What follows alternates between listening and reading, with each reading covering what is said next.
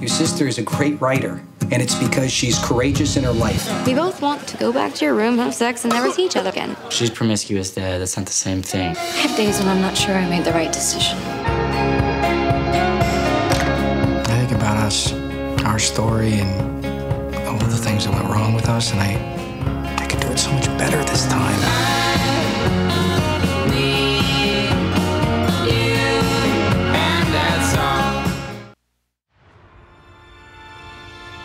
In a world where podcasts reign supreme,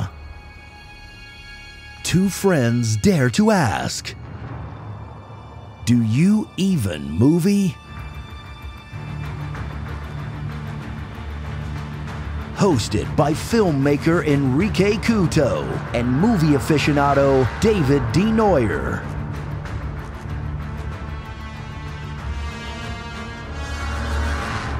Spoiler alert.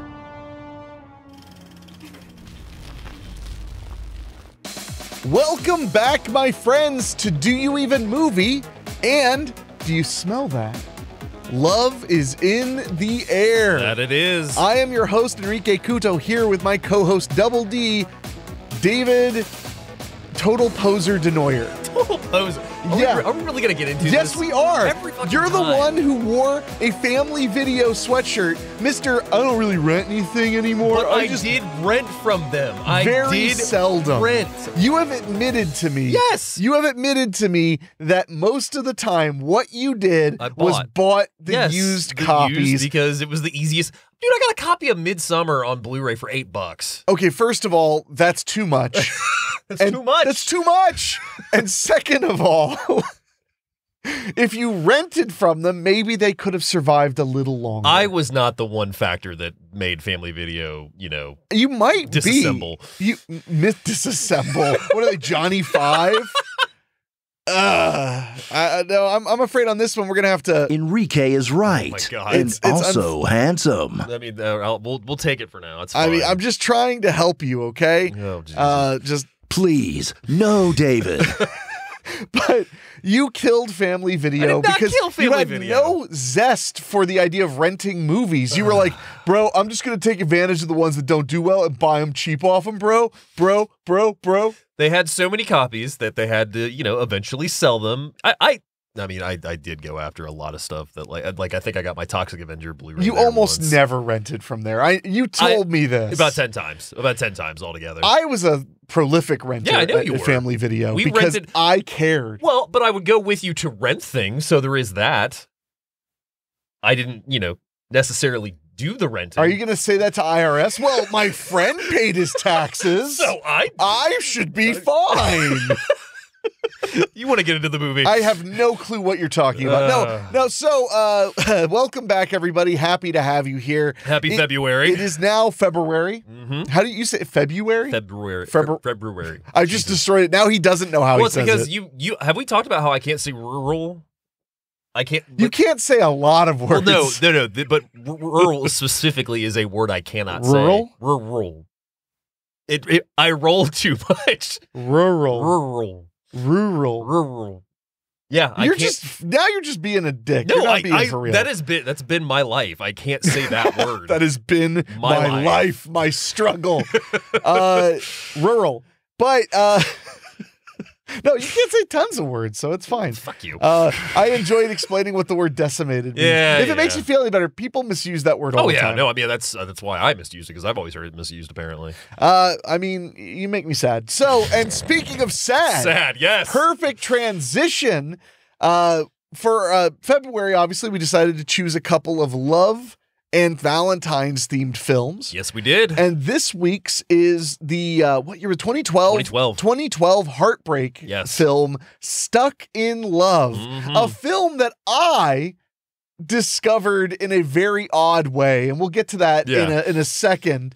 But do you want to give a quick rundown of Stuck in Love? And absolutely. Hey, we're finally in the 2000s. I was looking at the films we covered, and I was like, man, it's a lot of 90s with just a smidge of 80s, man. Like, we gotta. I mean, we had Mercy Christmas and Just Another Christmas. Okay, we did have Mercy. No, you're right. Yeah. That's fair. No, I mean, but we haven't had anything in the 10s. No, we really haven't. I mean, kind of Mercy Christmas, but anyway, go on, Dave. All right, so we're talking about Stuck in Love from 2012. This movie is 1 hour and 37 minutes, rated R for language, teen, drug, and alcohol use, and some sexual content. I hate when films have language in them. Like, don't talk at all, everybody. Sorry, I always laugh when I see it says, like, language. I'm like, well, that's vague. People are using speech to communicate. R. So the director and writer of this movie is Josh Boone. He directed Stuck in Love in 2012. It was his directorial debut. He then went on to do The Fault in Our Stars in 2014. Yes. The New Mutants in 2020. I didn't know he did The New Mutants. I like the New Mutants, remake actually. in 2020. The miniseries? Yeah, the one that Peacock, or what was it, CBS Plus at that point? I forget what they were called or at NBC, that time. I can't remember, yeah. But I never watched it. Did you? I haven't yet. I really, really want to. Okay, because I really like Fault in Our Stars, and I actually really like the New Mutants as well. New Mutants is fun. He was also the writer, of course, on Stuck in Love. He also did All We Had in 2016, The Pretenders in 2018. He wrote New Mutants in 2020 and wrote On the Stand in 2020 as well. Well, that makes sense, yeah. And like I said, he is the writer and director. The other writer is credited with creative development. That is Rick Bitzelberger. And the reason that I put him on here is because this gentleman has a very interesting resume. So he is a writer on Embrace of the Vampire in 1995, goes on to do Erotic Confessions the same year, Embrace the Darkness in 1999, Eddie's $1 Million Cook-Off in 2003, the Disney Channel original movie. What? Yeah. Then goes on to do Crazy for Christmas for Lifetime in 2005. All right. All She Wants for Christmas in 2006, and then Stuck in Love, he has creative development on in 2012. He was also an actor in 1989's Beware Children at Play. Ah, the New Jersey classic. Yes. A buddy of mine was actually on set. Beware Children at Play. He was filming like BTS. Yeah. And to this day, he always says, man, it's so annoying, you know? I called Troma and I told him I have all this BTS stuff and I want to do something with it, and they don't even care. No, they don't. I bet they don't. So then to finish us off with this gentleman, he was also the producer of multiple films in the 90s that just so happened to have the Penthouse title with them, as Penthouse Pet of the Year Playoff in 91, Penthouse Passport to Paradise in 91, Penthouse Satin and Lace in 92, Penthouse on Campus in 95, and he also was the producer for Erotic Confessions in 95 as well. Do you know who directed Erotic Confessions? That might have been a Jim Wynorski joint. Now I'm curious. It looked like a series. I don't know. But I would love to know how he ended up being a part of Stuck in Love. Yeah. Actually, that's really interesting. And his creative development title for it, especially because, like I said, with Boone is the main writer and director on this. So what does creative development usually mean in that aspect? Usually you don't credit someone as that. That means he must have had some kind of writing credit, but they didn't want to give him a real writing credit. Okay. Like he must have been very vaguely involved. So Erotic Confessions was a TV series, and it had director, let's see. It was directed by Peter Gavings Bunch and Mary Ronan. Or Marcy Ronan, excuse me. He's always messing up names. I don't really see anybody on here that I recognize. That's interesting. Yeah. I mean, and it was distributed by Millennium Pictures, which is kind of a stalwart indie studio for quite a while. I mean, they still are, but they went through a really bad restructuring. Well, when we were watching our disc, right before we were getting ready for the movie, and all the trailers before it was like, oh my god, I forgot Millennium was behind these movies, like The Iceman. That was their big era of theatricals. Yeah, and that's why they almost went bankrupt. That I makes think sense. I would say that's very clear. I've done work with people from Millennium. I have never done business with Millennium, but literally with some of the people who work there. Millennium had no confusing. association with Magnolia, right? No, I didn't think so. No. Okay, yeah. No, Magnolia and Magnet. Magnet, yeah. Magnolia. The most interesting thing about Magnolia was that one of the main owners was Mark Cuban. Yeah. So finishing us off with our crew is the cinematographer, Tim Orr. This gentleman has quite a resume, Enrique. So starts with George Washington in 2000, does a film called Raising Victor Vargas 2002, Dandelion in 2004, The Undertow in 2004, and then he kind of gets a career spike in 2005 with a little film called The Baxter. Oh, he shot The Baxter? He shot The Baxter. I bet you he's worked with that group multiple times, because that's why I recognize the name Tim Orr. So then he goes on to do Little Manhattan in 2005, Year of the Dog in 2007, Choke in 2008, then Pineapple Express in 2008. I know what he shot. He shot Observe and Report. Yes, he did. Sex Drive in 2009 and Observe and Report in 2009. One of my favorite movies of all time, Observe and Report. So then he goes from Observe and Report to Eastbound and Down the same year, does Bloodworth. Then he does Your Highness in 2011, The Sitter, Seeking a Friend for the End of the World, Good film. Stuck in Love, Joe with Nicolas Cage. Oh, in Joe's 2013. so good. Search Party 2014. Our Brand is Crisis 2015. Pee-wee's Big Holiday 2016. The Professor, which is a really, really good Johnny Depp movie where he finds out that he has cancer. And so he decides for his last semester that he's going to teach the class how he wants to, do all the things he wants to. It's a really, really cute movie. Palms in 2019. And then most recently, Strays 2023. We liked Strays. I love Strays was fun. Strays was fun. Yeah. Well, Tim Orr, I knew that name. Yeah. And now I know exactly why, because if you worked on Observe and Report and The Baxter, those are two highly, deeply, criminally underrated films. Solid flicks. That I adore. And two films that I tend to bring to everybody's attention. No, you do. Is The Baxter. And I literally was at my buddy Jeff's house a couple months back, and he had a copy of The Baxter on his shelf. And I literally went, dude, you have a copy of The Baxter? And he went, yeah. And I was like, did I give that to you? And he was like, no, I bought it myself. And I was like, weird. I would just assume I gifted it. No, I totally get that. There was a year I bought everybody a copy of The Baxter for Christmas. Baxter, Eddie Presley, what's Die Hard. Die Hard. I went to my used store. This was 2010, 2011 era, maybe 2012, 13. Yeah. And I went to my used video store and just bought every DVD copy of Die Hard. Then one year I bought every copy they had of Observe and Report. And then one year I got every copy that was used on Amazon of Eddie Presley. Yeah. So, because, you give a gift someone will like, a movie that I think that those are all great films. I would love to see Eddie Presley still get a Blu-ray. Damn it. With Burr passing away, it's pretty much, they don't know where the film is. Yeah. So, I unfortunately don't think it's very likely. Yeah. But I would love to see it properly as well. Absolutely. But now you made me sad. I was already sorry. sad. But Eddie Presley's a really good movie, by the way. Yeah, no, it'll end up on the show. Yeah. Eddie Presley on the show is inevitable. Oh yeah. So is Straight Into Darkness. Yep. And probably Stepfather. Yeah, we should really just do a Burr month. We could. I'd be down for that actually. February. Well, that's a little late. Good suggestion for when we're already in that month. What? It was the first thing that came to mind. You did a bad job. I did a bad job. You did a bad job. So now I'm gonna get myself back on track with a synopsis of Stuck in Love. An acclaimed writer, and this is the IMDb synopsis, an acclaimed writer, his ex-wife, and their teenage children come to terms with the complexities of love in all its forms over the course of one tumultuous year. That's all right. My synopsis, a writer dealing with writer's block after his ex-wife left him 3 years ago must figure out how to navigate the ups and downs of raising his children who are dealing with complexities of love. I like yours less. Thanks, bud. I'm being honest. Yeah. I've told you when yours are better. Yeah. I like yours less. Yeah, that's fair. You focus too much on the dad. Dad, I feel like the dad plot is actually like the C story. No, I would agree. No, I totally agree. So having that open with him, yeah, it makes the movie sound like it's all about Greg Kinnear, which by the way is the name of his debut album. Wouldn't surprise all me. about Greg Kinnear. So do you remember the first time you saw this? I had a recommendation from a good friend who said that I needed to watch Stuck in Love, and that was you. Oh, it was me. It was okay. you. Yeah. And also, quick side note: readily available on many streaming services. Yeah. Don't hesitate to just look for it. You'll find it. And you'll be able to watch it. Absolutely. But so it was me who made you watch it. I didn't realize that. But in typical Dave fashion, I probably waited a good couple years before I took up that recommendation. Really? Yeah. Because it would have been 2014. Yeah. And that's I think 2016 is when I watched this, because I recall that I'd gotten it at one of our stores that is unfortunately closed by this point, but a used DVD store we used to go to all the time. And I buy movies and they sit on my shelf, unfortunately, sometimes. And this was one of them. And then, you and I are similar in the fact that when we're feeling pain or just feeling down, that we sometimes will watch things that just devastate us more. Maybe. Yeah. Maybe. And you had warned me that Stuck in Love was one of those movies, so I put it on and I was just absolutely blown away by the film. I really, really liked it. And it didn't make me feel any better, but at the same time, I really enjoyed the movie. I mean, and what really matters is that you didn't feel any better. No. That's what helps me. Mm-hmm. So, Stuck in Love for me was a random Netflix find.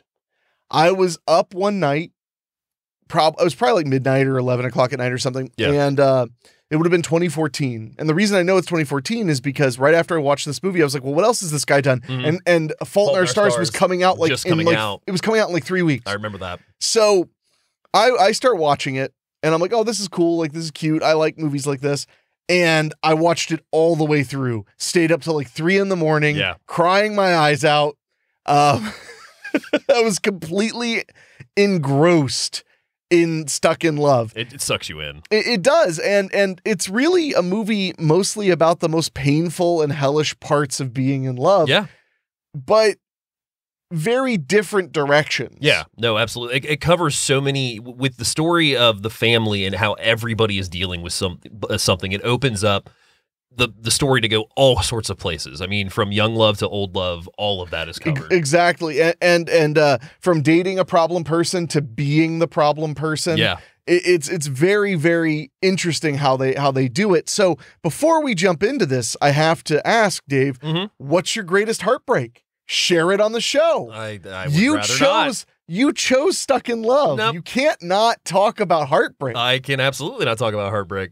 Why wouldn't you talk about it? Because I don't want to share that right now. Right now? How long ago was it? Yeah, college. Oh my God, that was like 25 years ago. Yeah. Oh, come on. I was a shitty person to somebody, and it took me, that's the worst one. It took me a while to really come to terms with the fact that when you chase after somebody after you've wronged them and you try, and you technically get several chances from them and fuck everyone up, yeah, you kind of have to look in the mirror and be like, okay, maybe I was the problem with that. Oh, yeah. I can see why you were resisting, because nothing's worse than when you're the asshole. See, luckily I am perfection. You're perfect. Incarnate. Yeah. Oh yeah, 100%. So, but no, it was a situation where I let myself get into a mindset that really wasn't. I don't know how to say this. It just I let somebody into my life that I really enjoyed spending time with and being around, and the pay that I gave them was some really shitty moves on my part. We weren't even really dating per se, but it was just we enjoyed each other's company, and things went really south when some issues arose that I didn't handle properly. But I was also in my early 20s. Issues? Yeah. I mean, I'm trying not to legitimately make you spill all your say guts, all of it, yeah. But at the same time, you're really just making us want to know more. Well, maybe we'll get there at the end of the episode. I mean, I'm just asking, so this is, you were with a person. Yeah. We'll assume a man. Shut the hell and up. No, but you were in a kind of situationship, I guess. Yeah, in college I went to an art school and everybody was very promiscuous, myself included. So we I have too many jokes. I'm not going to go. That's fine. But a large portion of us got around. Best way I can say it. And this person in particular, I really, really had feelings for. I really enjoyed their company, and we were thinking about getting serious for a while, but then I had another prior relationship open back up in Troy while I was in Mason, and yeah, he went to school about an hour and a half south of where he had grown up. So when that relationship opened back up, I kind of pursued the one in Troy, not even taking into account of the other person's feelings back when I was in college. Man, that is crummy. Yeah, it was very shitty. Ouch. Yeah. So why were you such a cock? Yeah, no, I was there's no denying it on that one.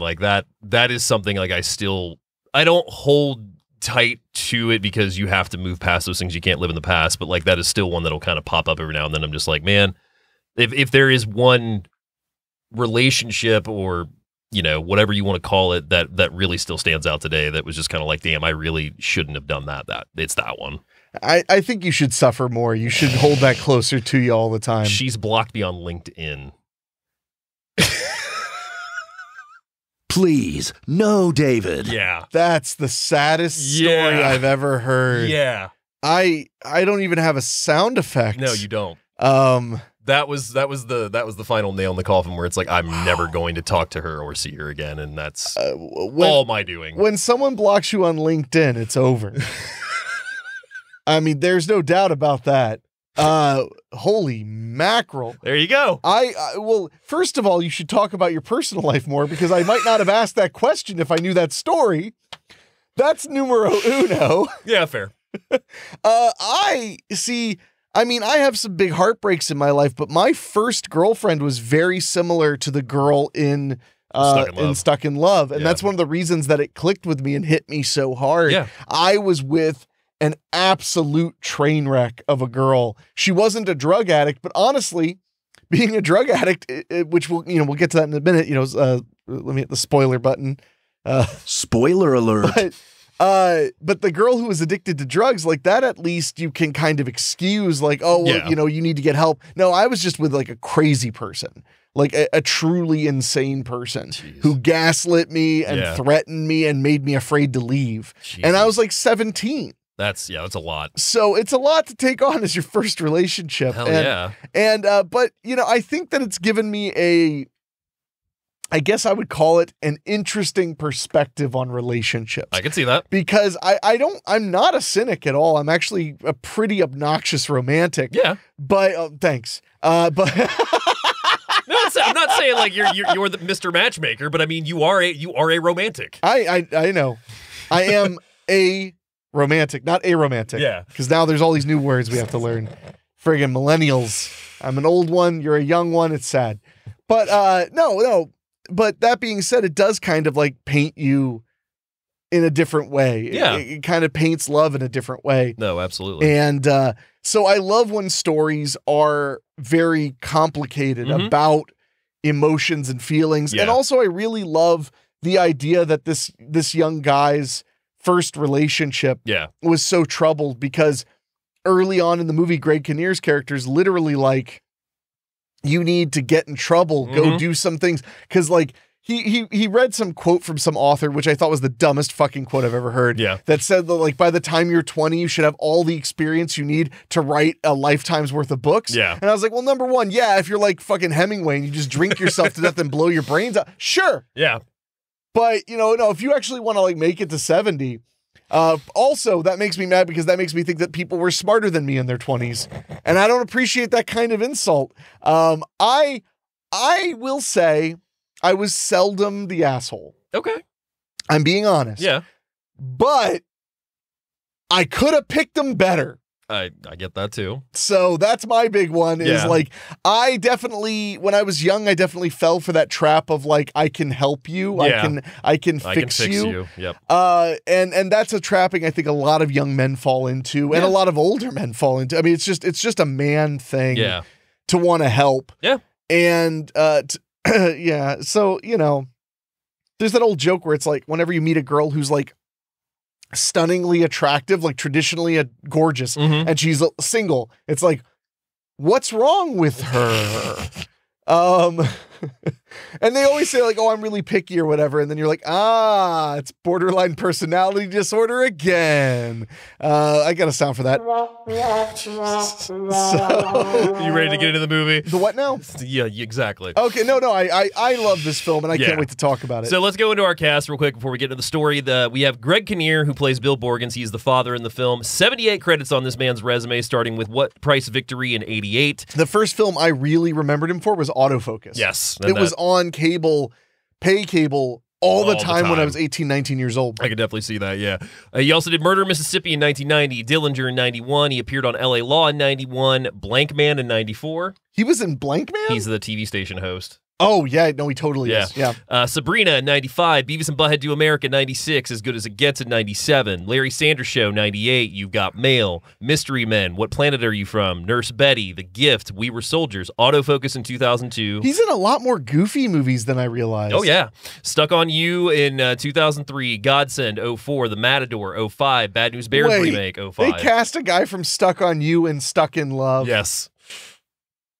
Well played. Well played. Well played. Little Miss Sunshine 06, Invincible 06, Baby Mama, Ghost Town, Green Zone, The Kennedys, Modern Family, Stuck in Love, Anchorman 2, Drunk History, BoJack Horseman, Brigsby Bear, House of Cards, Unbreakable Kimmy Schmidt, and even he appears in The Stand in 2020, apparently. I mean, that would make sense. Yeah, and he's also on the Netflix series You as of last year. Oh, okay. I have not seen You. I haven't either. I've heard it's good. I've heard good things about it. Well, I don't want to say I've heard good things about You. Yeah. That's fair. Apologize. No. Hold on. You're on the main camera. Apologize. Apologize for what?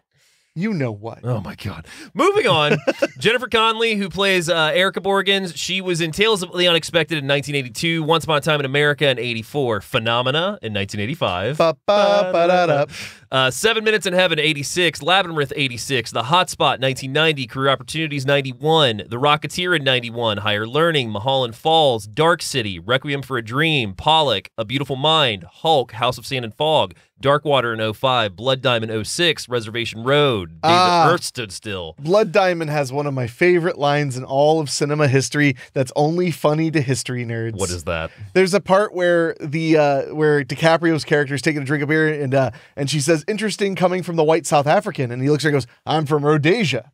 And she goes, we call that Zimbabwe now. And he looks her right in the face and goes, do we? I remember that. And if you are a history nerd, it's like the best moment ever. Do we? She also was in Noah in 2014, Spider-Man Homecoming 2017, Only the Brave 2017, Alita Battle Angel, the Snowpiercer series on Netflix, I believe, and also recently appeared in Top Gun Maverick in 2022. Oh, yeah, she's amazing in Top Gun Maverick. And I want to mention, first time I remember her was The Rocketeer. Oh, yeah. I watched The Rocketeer. I literally just bought The Rocketeer on Vudu because I haven't seen it in a while. I haven't seen it in forever. We could watch that after this. I have to wash my hair that night. I'm actually like getting ready to block you on LinkedIn. Shut the hell up. I'm sorry, but you can't. You told me that because you knew it was funny. Because that's the bluntness that I can deliver. That's because it's like on one hand, it's like, oh my God, LinkedIn doesn't even matter. But when you're blocked on something that doesn't even matter, it matters so much. Yeah, no, I really like, woof, man. Woof. Anyway, but Jennifer Connelly, wonderful actress. Amazing. Since she was a kid. Yeah. So, yeah, anyway. And finishing us off is Lily Collins. She plays Samantha Borgins, the daughter in this film. She voiced, did a voice in Tarzan, the Disney Tarzan in 99. She was on 90210 in 2009, The Blind Side in 09, Priest 2011, Taylor Lautner's Abduction in 2011. Remember that movie? I don't. That was when they tried to make him an action star, and it failed miserably. I do remember that. Because they basically like recut the trailer to look like Taken because the first trailer did so poorly. Well, which is funny because the first Taken trailer was like the worst trailer I've ever seen in the history of cinema.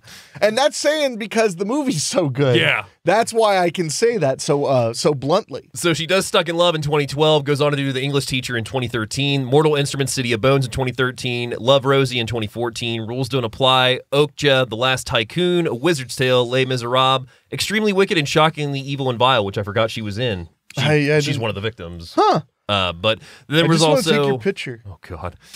Then there was Mank, Curb Your Enthusiasm in 2021, Windfall in 2022, and she's also on Emily in Paris, which has been on Netflix, I want to say, for like 3 years now. I think that's third season, and she's the star. Okay, yeah. So I've not seen a lot of those, but a few I have, yeah. Oh, good stuff. All right, you ready to get into the movie? Sure. All right. So Stuck in Love, we open with a voiceover as we see Rusty, who is the son, and he's looking at Kate in the classroom, and you hear him say, I remember that it hurt, looking at her hurt. And that becomes kind of a theme for the film. Yeah, it definitely sets the tone. Yeah. And he's looking at this cute young girl who is asleep at her desk. Yep. As her nose starts to bleed just a little bit. Yeah. And when she wakes up, her response is just like, oh, yeah, it does that sometimes. Yeah. Foreshadowing? I mean, all I'm saying is, looks like you got a troubled young lady. Better better get her pregnant now. Save yourself the trouble.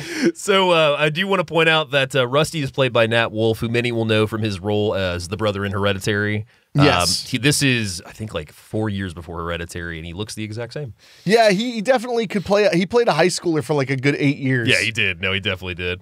So he is looking at Kate, her nose begins to bleed, so he points it out to her, and she says, yeah, it does that sometimes, and he just kind of watches her as she leaves the classroom and goes to her boyfriend after class, and you kind of see that he is just kind of crushing on her.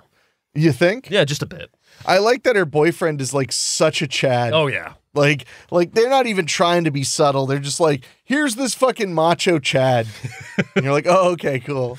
So then we meet Samantha, who's talking about her life, and then she's talking to a guy at a party and just has all these life, I guess, theories that she's going about, and then she basically ends it by saying, do you want to just go back to your place and fuck? I mean, she says it pretty much exactly like that. Yeah, just bluntly, and he like chokes on his drink. He chokes on his drink. It's a very nice, silly intro to the movie. Yeah. To make sure you understand this is a very talented chlamydia-riddled writer. Oh my God. What? So she explains that that's what they both want, a one-night stand. He agrees. They go back to his dorm, and she notices that he has a copy of Stephen King's It on his nightstand. She asks him if he's a King fan, and he's like, no, that's my roommate's. He's like, do you like it? And she's like, no, my brother loves Stephen King. Well, you got the order reversed. Oh, did I? She asks, "Do you like that?" Or he asks her, "Do you like Stephen King?" Do you like and she Stephen says, King? "Oh, it makes me think of my brother." And he's like, "Oh, that's my roommate's book." He's totally that's right. lying. He's lying. So they begin to strip, and they get to it, and then we meet Bill, who is smoking a cigarette in his car, and he gets out and he sneaks around a house, and we see that he is looking on his ex-wife, who is played by Jennifer Connelly, who's Erica, and he is watching her and her new boyfriend. Is it husband, boyfriend? I don't know if they're married. Yeah, I think they never are. really address. I think they're married. Fight, and he's just kind of looking and watching him, and then they start to make out. They make up. Yeah, they and make then up. make out. Yep. Yeah. And then that's when a dog comes to the window, starts barking at him, gets his attention, and he runs off and runs away from the window. And the dog chases him all the way to his car. Yeah. It is very funny in that like impossibly sad kind of way. That absolutely is. And during him watching it, he basically states that when he watches her, he feels like he's watching some odd sitcom where the main character in his place. One of the main characters have been replaced. Yeah.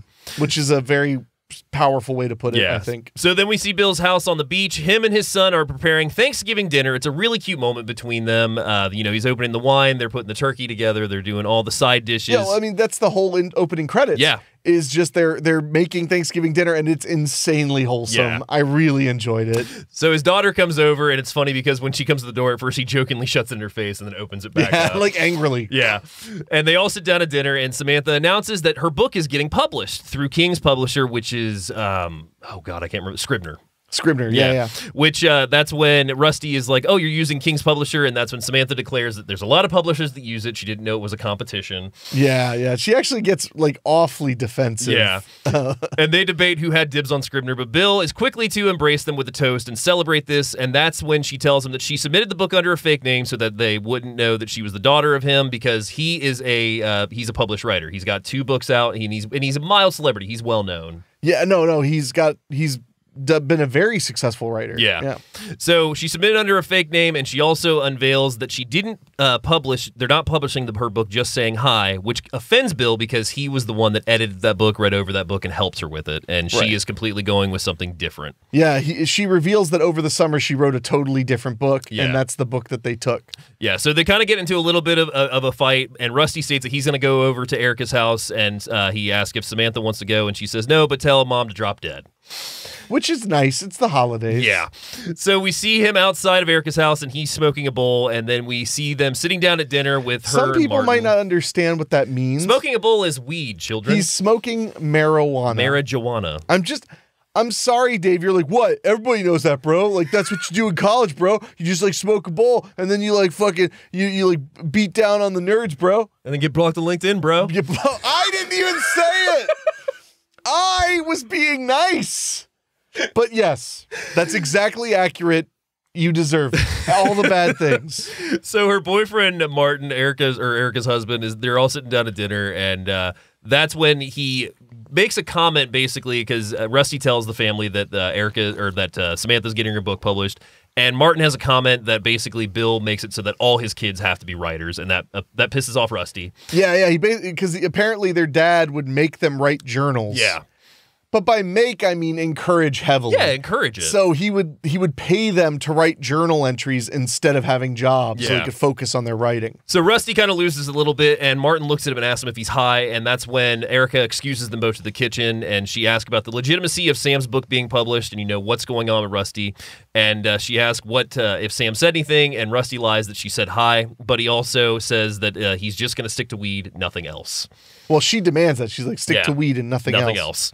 So Sam joins Bill on the beach as he's smoking, and they bicker more about the book, and his offense is basically that, she didn't use anything that he helped her with, and that's when she states that she didn't want to do it with his help. She wanted to prove that she could do it on her own. Which is such a, fortunate white people thing to do. It's like, I didn't want to have the advantage of having a famous dad who was the writer. I wanted to do something really hard by myself. It's like, dude, if you knew what a life was like where you couldn't get any of that stuff done, you'd take every opportunity you got. Well, but it's a cute concept, and it's a cute moment too because he's kind of just pouting on the beach, and she's like, do you even want to read the new one? And he's like, nope, no fucking way.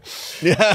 And that's when she's like, well, I brought you a copy. I can leave it on your desk, and I can even sign it for you. He's like, yeah, he's like, leave it, and I'll read it. So that's when we see that he goes back into the house and sees that Rusty is writing a poem for English class, and Sam tells him that he will have a book one day, and that's when Rusty tells her that he's got a little bit of weed, so we see them go out to the roof and smoke together. Yeah.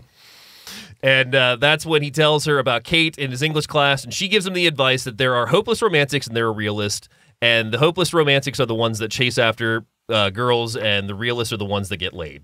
Yeah, that's basically the point of it. Yeah. She says there is no God and life is meaningful. Guys who get laid more are the realists. Meaningless, sorry.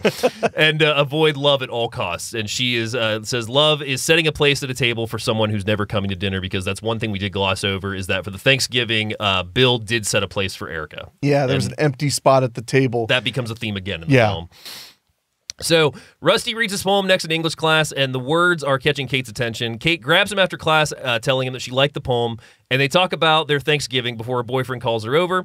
We see Bill then reading on the beach when Trisha, his neighbor played by Kristen Bell, comes running up. Yes, she comes jogging up in her sports bra and tights. Yes. And says she has 20 minutes and they got to make it quick. Yeah, and then she starts running toward the house, and we reveal that they are having a kind of, he's not having an affair, but she is having an affair. She's having an affair. And they're having what I would call deeply transactional sex. Sounds that's pretty accurate. Yeah, yes. yeah. Like, there is clearly nothing about this sex that is romantic. No. And I mean, Bill doesn't even look like he's enjoying it, to be honest. Nah, he's just doing it because it's something you do. Yeah, it's just something you do. Just sleep with the hot blonde neighbor. So afterwards, she's chugging a glass of water in the kitchen before she tells him she's got to run. And Thursday, to be ready. She'll be back. Yeah, Thursday, I'll be here. Be ready. And he's like, yes, ma'am. So later that day, Rusty returns home and he catches Bill sitting at his desk reading his journal, and he apologizes, stating that he was just checking the dates to make sure he was writing. And, Rusty's pissed at him, but he says, I was checking the dates, but something did pop out at him.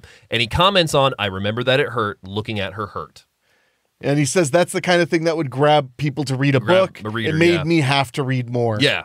And that's his excuse for reading further. And that's when Bill states that, Samantha's a good writer, and he can be a good writer too, but the reason Samantha's a good writer is because she's courageous, and that's when Rusty comments that she's promiscuous. There's a difference.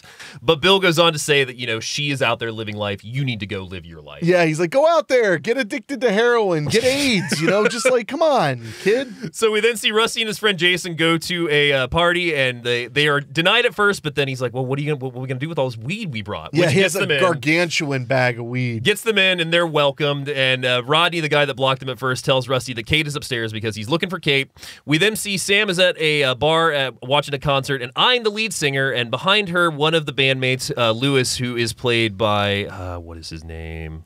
Well, while you're figuring that out, I just want to point out that, my goodness, why is Kate the troubled girl name? Yeah. In life? Yeah. I just want to know. That's a fair question. It was worth mentioning, because that was the first thought I had when I watched the movie the first time. I was like, man, I don't know if I've ever known a well-doing Kate, at least not as a teenager. So Lewis is eyeing Samantha as she's eyeing the lead singer, and the lead singer is eyeing her back. Back at the party, though, Rusty finds Kate upstairs in a bathroom doing cocaine. Yeah, they're just hogging the bathroom so they can do their toot. Yep. So she slams the door, and Rusty goes back downstairs telling Jason he wants to leave. He then catches sight of Kate and her boyfriend fighting at the top of the stairs. They come down the steps, and that's when he shoves her to the ground, and Rusty's not having this, so he throws a punch and knocks him to the ground. He just friggin' shines his shoes. Yeah, no, he absolutely does. That is not a saying. But quick aside about the English language. Yeah. If I may. That I struggle with it? That is fair, too. Yeah. One of the reasons English can be so hard to learn is because we speak extremely poetically. Yeah. But a lot of people don't realize that. Like, if you learn to speak Spanish and you translate it exactly, literally it's things like, hey, could you give me food? I like food with food. Thank you. Like, it's not poetic for the most part. There are words that are poetic. Like, if somebody wants to say the word dick, they'll say salchicha, which means sausage. There are little things like that. Yeah. Huevos means eggs, but it also means testicles. But in American English, I actually helped a friend of mine who was learning English as a third language. She spoke Russian and German. Mm-hmm. And I told her, she was like, I just don't understand how you guys talk. Yeah. And I told her, dead serious, I was like, you need to understand that all plural nouns mean breasts. Look at the laptops on that girl. Look at the set of laptops on her. You know what I'm saying if I say that? Yeah. Man, look at those external hard drives on her. All singular nouns are penises. Think about it, though. It's like, oh man, I dropped don't you be talking about my envelope. Jesus Christ. And all verbs are farting, shitting, or fucking. Yeah, that's accurate. Yeah. That's 100% accurate.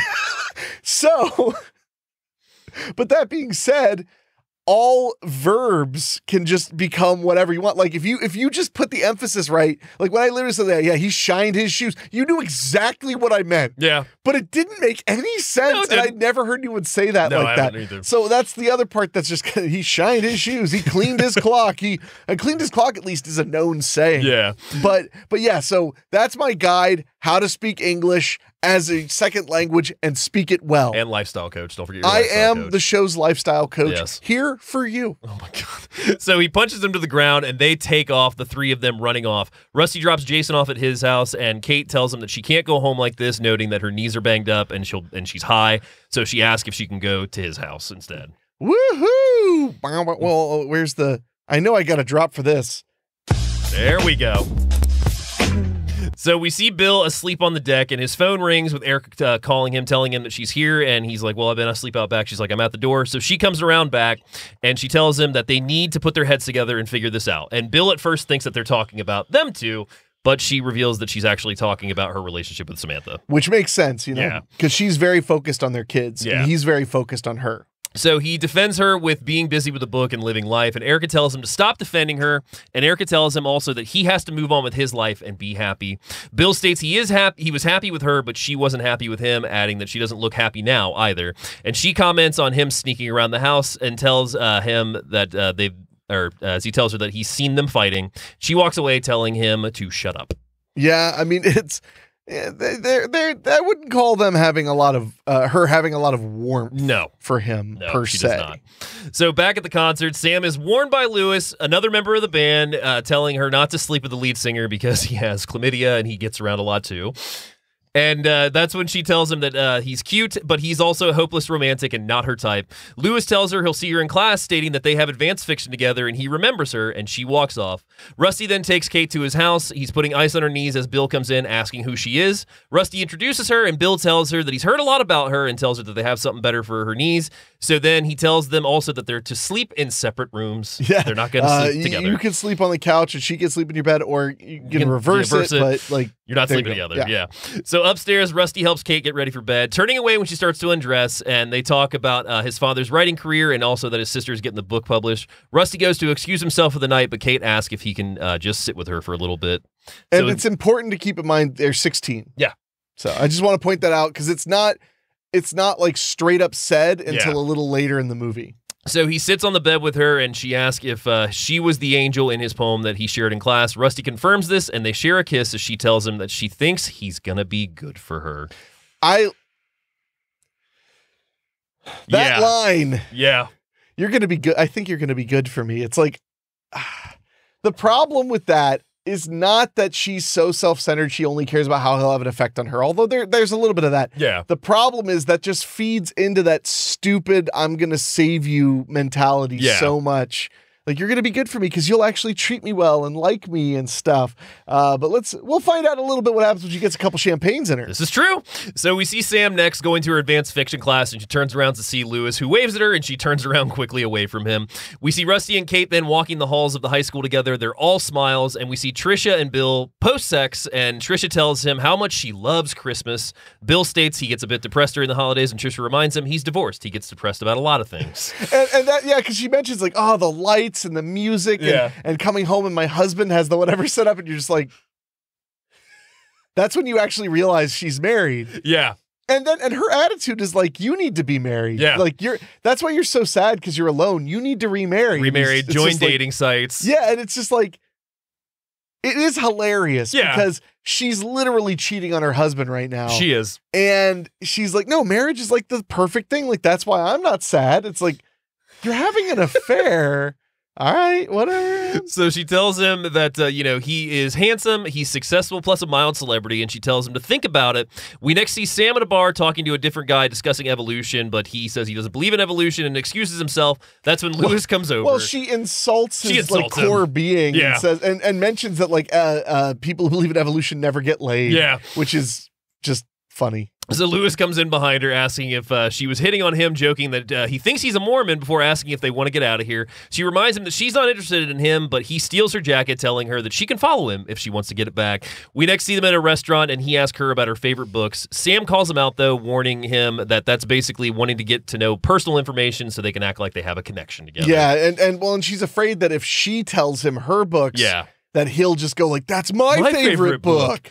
Which is extra funny that for a person who wants completely no strings attached sex with no emotion or whatever, she's like, I don't want you lying to make me like you. It's like, okay. So that's when Lewis tells her some of his favorite novels, one of which being is Dear Mr. Henshaw by Beverly Cleary, and Sam immediately gets a little unsettled at hearing that. And because it's one of her favorite books. It's one of her favorite books, yeah. So she runs off, and he's asking her what's wrong. She states that she doesn't want to do this, and he scolds her on giving herself to assholes with lower IQs, and that's when they both split and walk away. We next see Kate knock on Rusty's door as he answers, asking if his dad is home, and Rusty states he's not. Kate says that she wants to give him his Christmas present and leads him upstairs as they go into a closet to have sex because that's how they'll be able to remember this moment. Because it's his first time and it's her first time in a closet. Yep. Which I gotta say, cute concept. It's cute. I like that. Yeah, and cute. she's wearing they reveal she's like not wearing any, she's wearing only her underwear under her winter jacket. Yeah. So although it's California, or is it California? I don't even. I think it's upstate New York. Actually. It was filmed in North Carolina, so I don't know what they're if they're faking another place instead of North Carolina, but that's where it was filmed. Well, it looks like North Carolina because actually, as I thought about, because the big thing is we may not have mentioned, Kinnear and them live on a beach house. Beach house, yeah. So right on the beach. So there's constantly the beach right there. So it made me think California, but it makes sense. Could be Carolina, yeah. I mean, I assumed it took place in either like a beach town in California or a beach town in New York or Connecticut or something. But I don't think we ever get a location. We don't need one. No, we don't. You know? So back in her class, Sam turns around to see that Lewis is not at his seat. So we see her driving, looking at an address, and we see that Lewis is unloading groceries from a car. He goes inside, and a caregiver takes the groceries, and he asks how she's doing. That's when we see that his mother is on bed rest with IVs all around her. Yeah, she's clearly extremely ill. Yeah. So he begins to sit down and read to her as Sam enters the house, and the mother looks over and she asks, am I seeing things, or is that an angel at the door? Lewis jokes that that's definitely not an angel, and we next see that Bill is out Christmas shopping as he runs into Erica, and he asks if she'd like to join, and she's at first hesitates, and he's like, oh, it'll just take about 10 minutes. And that's when we see them sitting next at a bookstore together as Bill tells her that he's going to move on with his life. And he tells her that Trisha was the one who said that, as he confesses that they have had time together, or they've had time together, and they've been having an affair, or she's having an affair. Yeah. She's like, oh yeah, I always remembered you having a crush on her and her having a husband.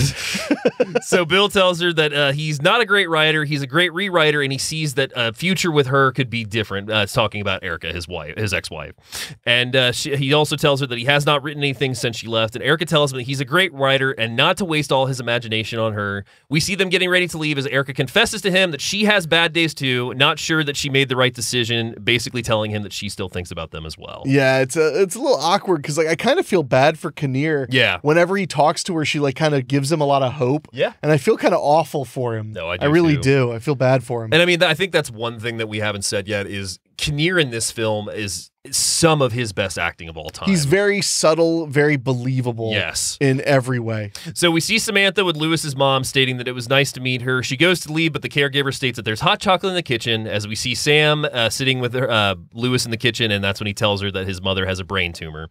And he tells her that he doesn't want her to feel sorry for him because he's enjoyed the back and forth that they've had between them. But she does, so she dates him. Yes. Literally, that's basically what happens is he finds out he has a dying mom, and then it endears him. Well, he says he'll forgive her stalking if he'll allow him to take her on a date, basically. Yeah, basically. So Lewis tells her that he'll read her book on break because Sam gives him a copy of the book, and he says he'll read it over break. We see Sam and Bill failing at making Christmas cookies as Rusty comes in dressed nice, stating that he's going to go over to Kate's and give her gift now.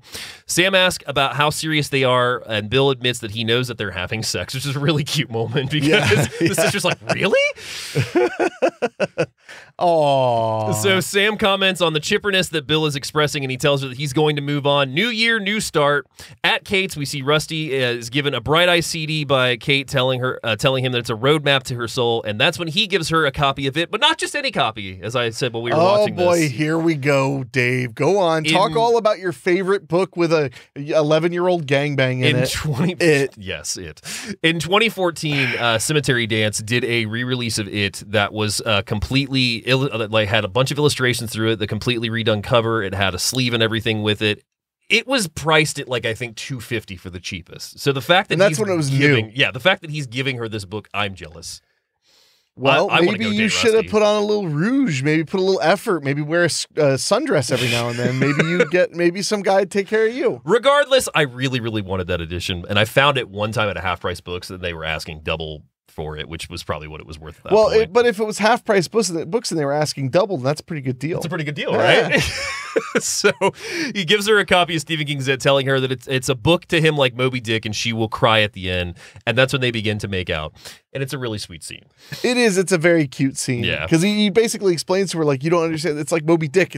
It's not about a killer clown. It's about everything. And by the end, you will cry. And she's like, you cried? And he's like, yeah, you will too. So we next see Lewis and Sam at the restaurant on their date, and she questions about reading her book, and that's when he questions if she really feels as cynical about love and marriage as she states in the book. She confesses that she did make up most of what happened in it, but one thing that she didn't lie about was catching her mother having sex with Martin on the beach when her and her father were still together. Yeah, she just changed it to being a little girl when in reality she was in high school. And that's a pretty heartbreaking thing, because basically she reveals that what she remembers so clearly is her mom being drunk and having her hands all over him, and him saying, "What about your husband? And what about the husbands? What about the husbands? What about your husband?" And her just saying, "Who cares? I don't care. I don't care." Yeah, I don't care. And it's pretty brutal. That's a pretty brutal memory to have. So she comments that he makes her feel less cynical, and we see them sitting in a car discussing their favorite songs, TV shows, and he tells her his favorite song is a track by Elliott Smith, and she asks him to play it, and we see the song. I cannot approve of Elliott Smith. I mean, he had some good songs. Yeah. But Jesus. That was necessary. So we see him put the track on, and we just see that Sam just starts getting moved by it, and she just starts crying and states that she's really scared right now. She doesn't want to get hurt, and Lewis tells her that he won't hurt her, and they share a kiss, and we next see them skating together at an ice rink, and it's really cute. It is very cute. I wonder if she's been checked. So what? I think that's a fair question in writing school. We next see Trisha helping Bill with his dating profile because his freaking profile picture reminds her of a serial killer, as she says. He looks like his caption would be, "I just want to take your picture." It's like, do you remember Love Hard when they were going through his dating profile and there's that one picture where he has rope? Yeah, no, he's like, I wanted to look like a handyman. Yeah, I wanted rustic. I wanted to show that I was rustic. Yeah. I could do stuff with my hands. Holding rope. I need to revisit Love Hard. Love Hard on Netflix. Oh my God, fantastic movie. Great Christmas movie, but a great love story too. Yeah, Love Hard. It's a combination of Love Actually and Die Hard titles, because one as their favorite Christmas movie and the other has the other. Yep. Yeah, I really liked that Super good movie. I really did. So she's helping him with his dating profile and his attire. One of my favorite lines that she has is he walks out and she goes, I have to ask one question. Are you colorblind? Because no outfit is getting her approval. Every outfit is just heinous looking. To the point where she goes into his closet and is literally just throwing things out like, nope, nope, nope. And she finally picks out an outfit for him, and we see Bill going to a restaurant for a date. The date goes pretty well. That we don't get any dialogue really. That we just see them montage. Talking. Yeah. And we see them talking, having dinner, and then they hug, and that's when he drives home. But on the way home, he just makes a stop. That's the saddest part, Dave. Yeah. He's driving home, and he seems happy. Yeah. He seems like he's juiced up the way I think anybody would be after a good first date. Mm-hmm. But then he drives to his ex-wife's house again. Yes, he does. And he goes up to her window. Yep. And he leaves he's putting his wedding ring on the windowsill. Yeah. But then he realizes she's reading his book, one of his books. And she's alone. She's just sitting on the couch. She's all by reading. herself, just reading one of his books. Yeah. And the fire can't go out. Nope. and he snatches the ring back and he takes off. It's one of my favorite scenes in the whole film. It's so good. Yeah. So we then see Rusty and Kate pulling up to Erica's house as she meets Kate. We see Erica, Martin, Kate, and Rusty all enjoying an evening. They're having dinner, playing Just Dance, and then Kate is later in the bathroom going through prescription medication and gets caught by Erica, and she says, "Oh, I'm just looking for some aspirin," and she's like, "Okay, it's right there," but we can already see that Erica's a bit suspicious of that. Yeah, that's a weird moment. Yeah. So we next see Bill with Kate and Rusty, and they are attending an event that's for Samantha's book promotion, and Leslie, the promoter, it takes Bill to meet other publishers. Rusty and Kate go up to Sam and Lewis, and a Stephen King discussion starts between the two of them. So then Kate and Sam excuse themselves and go to the bar. Yeah, they do. And that's when we see that Samantha gets a champagne for Kate, who once again is 16 years old. But at first the bartender's like, well, how old is she? Let me see your ID. And he's like, all right, I'll do this, but these are your drinks. I'm giving these to you because you're taking these, not her. Yeah, he just basically does like a cute little whatever. Yeah. So Bill goes up Leslie goes up to Bill and invites him to come speak to the attendees, which are his students because he's a college professor. Bill goes up and tells them about a Raymond Carver line that he liked, which was listening for a beating heart. When you hear it, it's the best to decipher all your abilities, basically stating that every writer is looking for that heartbeat to be able to decipher what they want to write and what they want to give to the people. It's a good moment where he actually sounds confident. Yeah. And yeah, it's a really beautiful moment. Yeah. It really is. And it's short and sweet. Like, he doesn't take a lot of time to talk, like, because he even says, this is my daughter's event, and, that's when he congratulates Sam again, and they share a hug.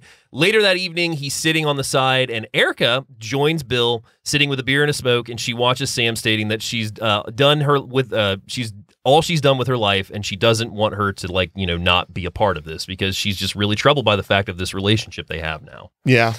And then we get probably one of the most heartbreaking scenes. You mean in this until 3 minutes later? I mean, there's that too. So Bill tells her that he believes Sam swiped what he believed to be one of her favorite books from the library, hoping to find a piece of her in it before telling her to go talk to her daughter. Yeah. So he sends Erica to go talk to him. Erica kisses him on the cheek and goes over to Sam, and Sam is speechless as her mom walks up with the book, and she's like, I'd love for you to sign this. And Sam, being how she is, says, "Oh, okay, and what's your name?" Yeah, what's your name? Yeah, and she's like, "I don't want this to be a scene or whatever." And she's like, "Okay, no name. Well, then I'll just write it. I'll just sign it without no a personal inscription. Yeah, no personal personalization." inscription. So of course this just breaks Erica down, and she goes running, and that's when Rusty finds her out back, and he confesses that he's lost track of Kate. He doesn't know where Kate is. He's looking for her. So he goes up to Sam. He asks her if she's seen her, and she's like, "No, we got some champagne." He's like, "You gave her champagne?" Yeah, and then he basically is like, "She's a drug addict." Yeah. And then they're like, "What?" And he's like, "Was a drug addict." Was a drug addict. Which also we didn't really realize he fully accepted that. Yeah. Well, I think he always knew, but he didn't quite accept that. Yeah. But so they find out that she went back to the bartender, got more champagne, said it was for the guest of honor. Yep. And then left with some guy named Gus. Yes. It's always a guy named Gus. So the whole family leaves and goes to find Kate, and they arrive at Gus's apartment, which I would love to know how they got the address. Well, he was a student. Oh, that's right. Yeah, and because remember, somebody goes, she left with Gus. Yeah. So I'm guessing that was a friend because he was in student housing. Yeah. So they find Kate unconscious in the bedroom because they go into the apartment, and freaking Greg grabs Gus by the nose, slams him against the wall, and throws him to the ground. When he opens the door, Kinnear just grabs him by the nose really hard. The guy's like, and then he throws him down, and his nose is all bleeding. Yeah. And he just starts kicking him. Kicking him. He's not like killing him. No. He just when he realizes what's going on and stuff, he gives him a couple of kicks when he lies. He tells him that she's in the bedroom, they did some coke, but everything's fine. But that's when Erica comes out carrying an unconscious Kate. So they go wrapped to the car. in a blanket. Yeah, they go to the car and they rush Kate to the ER, and this is heartbreaking because Rusty's crying, and then when Rusty is upset and Samantha sees it, she starts crying as well. Well, did you miss why he cried? Well, he cries because she's unconscious. No, he cries because he looks under the blanket and sees she's naked. Oh, fuck. She slept with the guy. Okay, yeah. Yeah, no, that's why, that's why he cries. He pulls the blanket aside just a little bit, and when he realizes she's naked, that's when he starts crying his eyes out. Yeah. Because that's when he realizes, like, oh my God, this girl I'm in love with had like a couple drinks and immediately started sleeping with somebody else. And it's really tragically It's sad. super heartbreaking. So some time passes and we find Bill at his home, hard at work, writing at his desk. Him and Sam later sit on the beach as she talks about Lewis. And he asks her, who's Lewis? He sees Trisha running up on the beach, and he tells Sam to go wake Rusty, and Sam admits to knowing about them sleeping together before she goes upstairs to find Rusty asleep in the closet listening to the Bright Eyes album that Kate gave him. Now, this is where the movie really hooked me forever. She goes into the bedroom. Her brother's not in bed. Yeah. She goes and opens the closet door, and he is asleep in the closet with the iPod. Yep.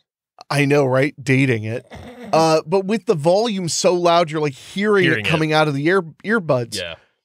Because like that's the only way he could fall asleep, because he's so unbelievably heartbroken. He's listening to the album she gave him on full volume while he's asleep. Yeah. That I really believe you could only come up with from real heartbreak. Absolutely. I believe that the writer director did that, or at least felt like doing that. Yeah. And that was one of the things that really made the material connect with me. That's what I love about this movie is, you know, it is not it's not a rom-com. It's a dramedy, but everything is realistic in it. Every problem that's faced is something that most encounter. Would you call it a dramedy? I feel like there aren't any big laughs. I would say it's a drama. I would just call it a drama. Nothing wrong with that. It's got a couple laughs, but there's no big it's not laughs. a dramedy. Yeah, the more I thought it's not about like Crazy Stupid Love or something. No, it's not like a John Hughes. Yeah. Yeah, no. There's no like huge laughs. There's just a couple of chuckles. Although, you know, John Candy probably could have improved this movie. I agree. He could have been the neighbor here that Kinnear was sleeping with. Yes. Yeah. I love Christmas. The lights, the music, my husband decorating the tree. So we see Rusty and Jason getting high in a car, and they go into a convenience store to buy snacks as Kate X walks in and starts chasing them throughout the store. Yep, and catches them in the parking lot and beats just the shit out of them. ever-loving hell out of him. Great visual storytelling as his friend is driving him to the hospital, his face all mashed in. Woo. And then we see Kinnear's character and the sister taking care of him, and that's when we get a voiceover from Kate of a letter that she wrote to Rusty, basically explaining that, you know, she's grateful to him. She understands that like he wanted to help her, but she can only help herself, and she hopes that he'll still be around when she figures that out. She doesn't really say, "I hope you'll be around" so much. I mean, she says, you know, she says, "I hope I can deserve someone like you." Oh, that's someone right, who's as good to me as you are. Yeah. No, it came off as like a F off as well. Yeah. And honestly, I always felt like that scene was sweet, but it was almost naive. I could see that. Like, as a writer, like, to still angelicize, I'm going to say that like it's a word, it might be, or angelize, or whatever, angel eyes, there we go. But make her still this like wonderful person who just needs to work on herself. And I'm not saying she's all bad. Yeah. I mean, drug addicts have a massive struggle. Yeah. But she hurt him effortlessly. Yeah. I mean, for real, like she didn't just get drunk and cheat on him. Yeah. She got drunk at an event she was there with him at, for his sister, with his whole family there. Yeah. And then left with the stranger to go drink and do drugs and then completely, you know, gets fucked up. Well, and have sex with him. Yeah. Like, that's not something that she has something in her that hates him. Yeah. Detests that he cares about her. Yeah. She needs massive help. It's not just about the drugs and stuff like that, because she could have, you know, done this to him when she was out by herself or with friends, not literally at an event that important. I mean, maybe I'm out of line. Keep in mind, too, that she does end the letter by saying, you know, I finished the book and you're right, I did cry. Yeah. No, so that's a good part. She does give him the closure of that sense that, you know, she did take his gift to heart and that she did, you know, read it and she does think about him in that sense. I'm just saying, maybe I'm too stupid because I've never been drunk and I've never been high, but I wouldn't call that stupid, but I mean, I get what you're saying. But I'm just saying, like, I feel like no amount of champagne would make you just completely forget that you exist in the world. I mean, we don't get much of her past. We just know that she has one. Well, and apparently her parents are not that absent. No. Because at the one point when they go in there for Christmas, he's like, what about your parents? And she's like, oh, they never come up here anyway. Yeah, but then she mentions that like her parents took her to rehab and are taking care of her. Yeah. So it seems like she just had an aversion to her parents. I will say, maybe I'm overthinking this, but I will say that like I do think it's odd that we don't get a scene of them either going to the hospital or the parents coming, like even if it was just a montage. Oh, no, because she's gone. Yeah. She's not, right. She's completely gone. Yeah. That's it. Her character is gone because in the world of our young man character, she's never going to return. Yeah. That was the experience that is going to mar his life. Yeah. And we all have those. Absolutely. So I thought it made great sense that she was gone. Part of me thought the letter was almost too nice, was my only problem. Was I was like, I wouldn't. Again, maybe I'm just too cynical. I imagine if that had happened, she would have never spoke to him again. There is absolutely that too. Because blocked on LinkedIn. Bill confronts Rusty about him coming home drunk and stoned, and it tells him to get it together. And Rusty makes the comment, basically stating, is that what you did when you divorced mom? And that pisses Kinnear's character off, Bill off, and he's like, okay, you're grounded. Yeah. And, of course, Rusty's like, you can't ground me. And he's like, what am I going to do? So then later on the beach, Bill confronts Sam about her treatment of Erica, confessing an affair that she had 6 months, and how he waited for her. He had. Oh, yeah, he Kinnear had an affair when her, she was 6 months old. Yeah, that's right. And 6 months he waited, and she took him back, and that's when they basically made a pact that like if that happened again, that they would wait for that if she ever did something as stupid as what he did, to wait for him. He would wait for him the way she waited for her. Yeah. So Sam, hearing this, gets angry that he kept it from her, and that's when Bill finds Rusty hard away typing. Sam gets woken up crying by Lewis, who tells her that his mom has passed and he doesn't know what to do. Yeah. So which Sam's is one of my favorite parts. It's painful, but it's one of my favorite parts because she has not spoken to her boyfriend in what we assume is at least a few weeks. Yeah. And now, the phone rings, and it's because his mother died. And we've also got to mention that the reason that Erica was at Samantha's event is because he Lewis invited called her. Yeah, he invited the mother, which makes sense because he has more of an understanding of the finality of having a mother around and stuff like that. So Sam, in tears, hears this, and she tells him she's coming over, and she runs over, see them sitting together on the couch, crying together. Yeah. We go through the funeral, we go through the wake as they're looking at a photo album, and we see some really cute pictures.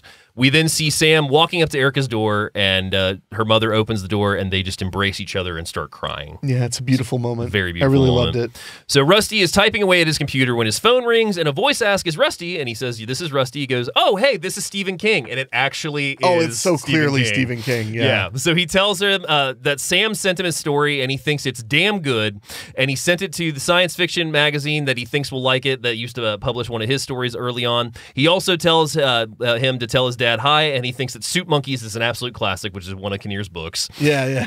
Overcome, Rusty tries to express his love to King, but he says, I can't put it into words, and he's like, I just thank you for stating that you like my story, and King corrects him. He said, I didn't say I liked it, I loved it. That's a really good moment. It is. So, and the fact that his sister sent it to him, which makes sense because they were the same publisher. Yeah. So we next see Rusty and Bill making Thanksgiving dinner again. He sets a place for Erica, but then he takes it away. Lewis and Sam come to the door as the four sit down. They're enjoying their dinner as the bell rings. Rusty goes to the door and opens it. But why does he go to the door? Because he thinks it's Kate. Kate, yeah, he thinks it's Kate. He says that he did invite Kate. Yeah. Which I think is a sad reveal too, which is that he invited Kate to Thanksgiving because now she's probably out of rehab. Yeah. She's never coming. She's never coming. No. She's never coming. No. So he opens the door and instead finds his mom at the door, and she makes a joking comment of, "I pictured your dad opening the door. Can you close it and go get him?" Yeah, which I love that. That's such a great moment. And I love it too because he shuts the door, and we're just on Erica's side of the door the entire time. We don't see anything that happens inside. So when Bill opens the door, he's surprised as they exchange highs, and Erica tells him that she got lost and asking if there's still a place for her at the table. Yeah, and she understands if there isn't. Yeah. He says, we have food, we have the company, we'd love to have you. So he invites Erica in, embraces her, and apologizes. And Sam sees her mom, says hi as they make a place for her at the table. Rusty announces he sold his first story, thanking Sam, but she reminds him that he wrote it. She just sent it off to one of his favorite heroes. No, she says, I sent it off to the one person who would actually like it. Yeah. which is such a great line because that sounds insulting, except it's like, I sent it to the one person who actually liked it. Your favorite author in the entire world. Yeah. It's like such a great way to put like such a big favor. So Erica makes a toast to Rusty, wishing everyone a happy Thanksgiving, and we just close out with the film of Stuck in Love with a nice ending just like that. Yeah, and I love that it came full circle. We see them making Thanksgiving dinner again, just like at the beginning of the film. And I've always loved this movie. I like it, even though I can get a little cynical about the young love element. And also, I go back and forth about Connelly coming back. I get that. Because she was gone 3 years. Yeah, she was. It's a long time. Actually, probably more around 4, to be honest, because we're starting the year and it's already been 3 years. Maybe. So it's probably about 4. But that's a long time. Still a long time, yeah. And the idea that, like, if you just kind of, but he doesn't just kind of wait around. He does kind of date. Yeah.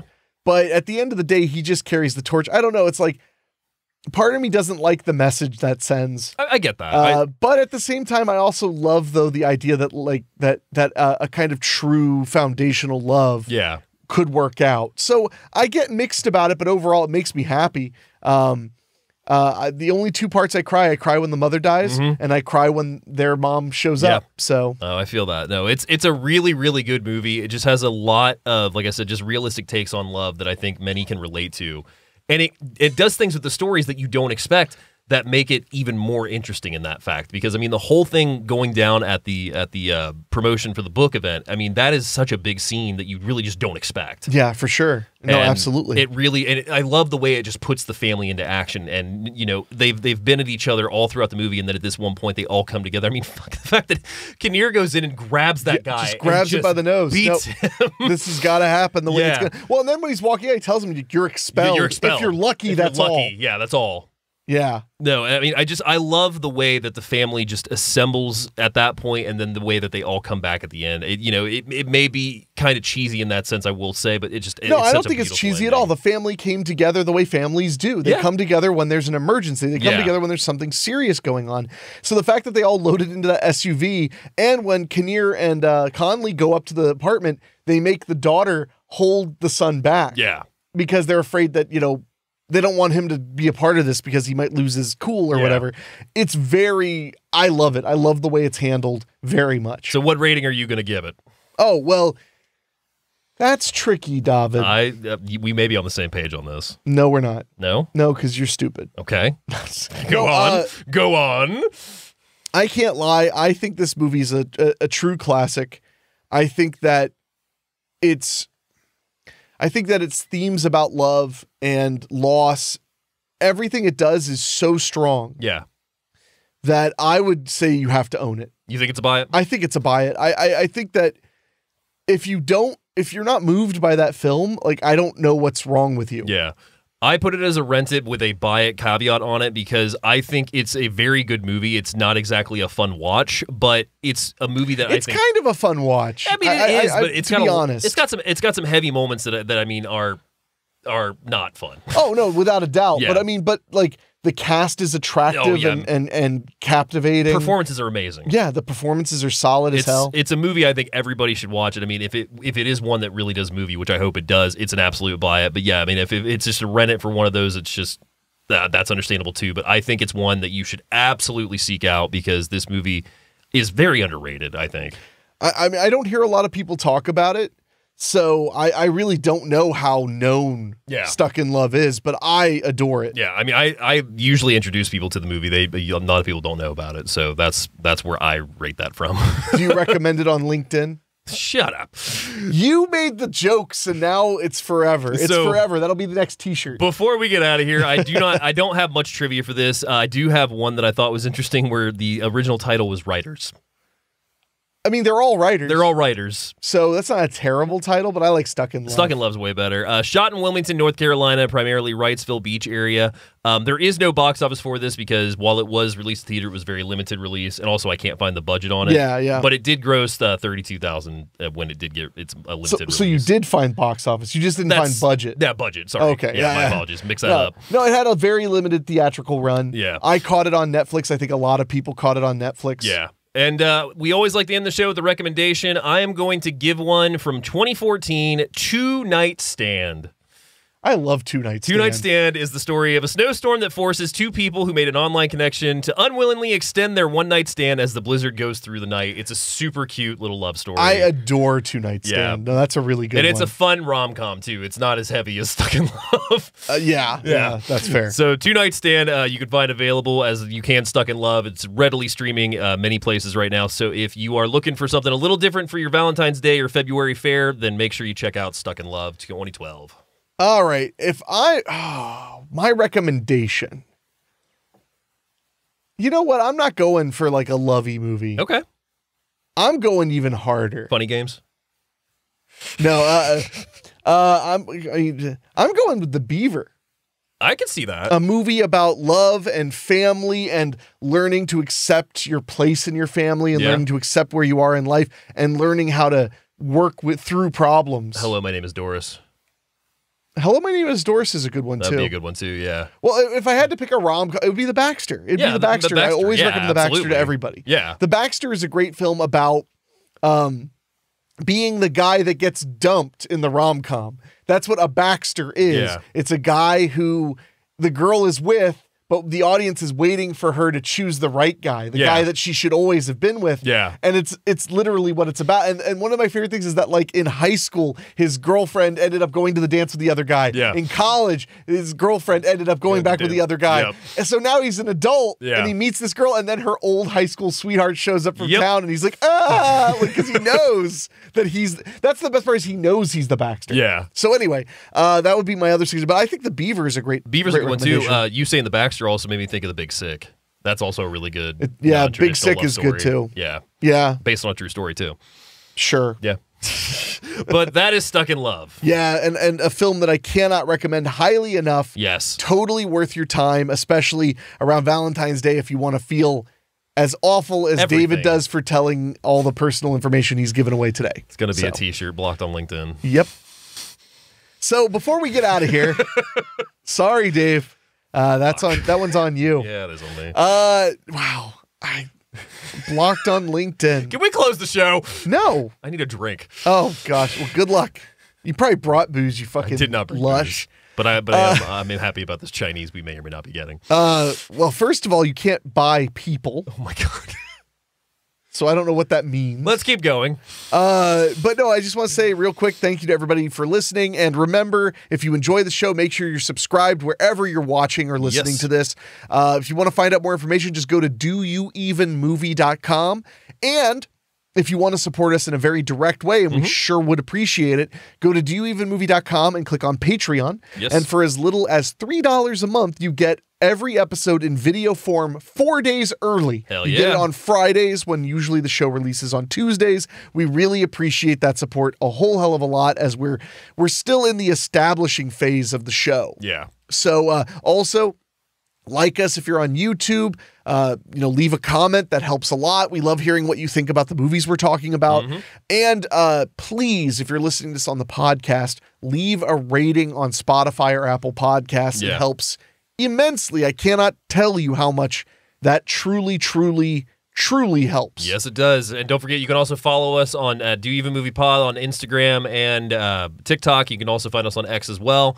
And we are having a lot of fun over at those places. We'd love to get some more followers. Are we having a lot of fun over in those places? I think so. TikTok at least. I seem to have caught somebody not updating X. Not a big X fan, but I'm working on it. I did a post while I was here, by the way. So we do have a new post on X, and you can check me. Good.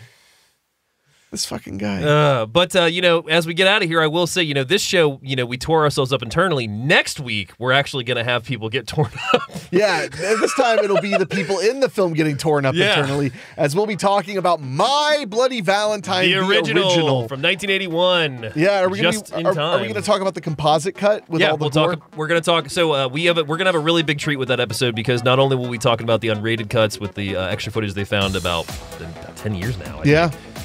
But also, I just recently finished the novelization, which was a treat, because there's a lot of stuff left in that book that they didn't get to film because the foreword's written by the director, and they even state that this book is the closest that we could come to the complete My Bloody Valentine. Wow. So I'm going to be sharing some of those fun facts too. So we'll be heading to Canada next week for Valentine's Day. We will. So, and I assume you'll be bringing me chocolates.